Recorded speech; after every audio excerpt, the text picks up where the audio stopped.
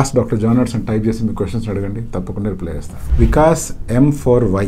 Sir, the transplanted hair can get damaged by internal factors of body after 2 weeks of surgery. If yes, what are the internal factors that can kill grafts? Immunity response.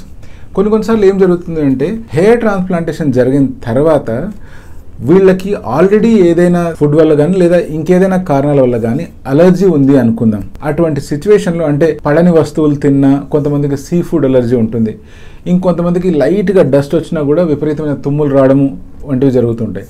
ఇంకొంతమందికి కొన్ని ట్యాబ్లెట్స్కి allergy ఉంటుంది. For example నొప్పి tablet వేసుకుంటే కొంతమందికి allergy వచ్చే అవకాశం ఉంది.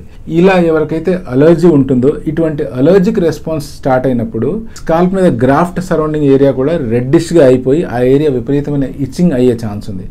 అలా ఇచ్చింగ్ జరిగినప్పుడు మనం స్క్రాచ్ చేసే ఛాన్సెస్ ఉన్నాయి అండ్ ఆ ఇమ్యూన్ రెస్పాన్స్ వల్ల కూడా ఎంతో కొంత గ్రాఫ్ట్స్ డ్యామేజ్ అయ్యే ఛాన్స్ ఉంది.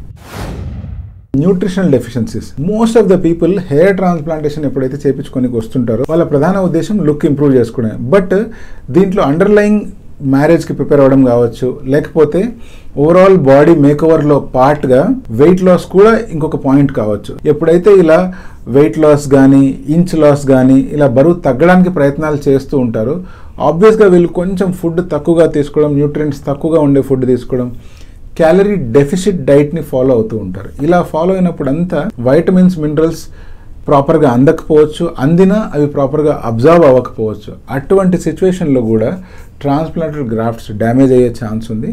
ప్రాపర్ గ్రోత్ వచ్చే అవకాశాలు క్రమక్రమంగా తగ్గిపోతాయి.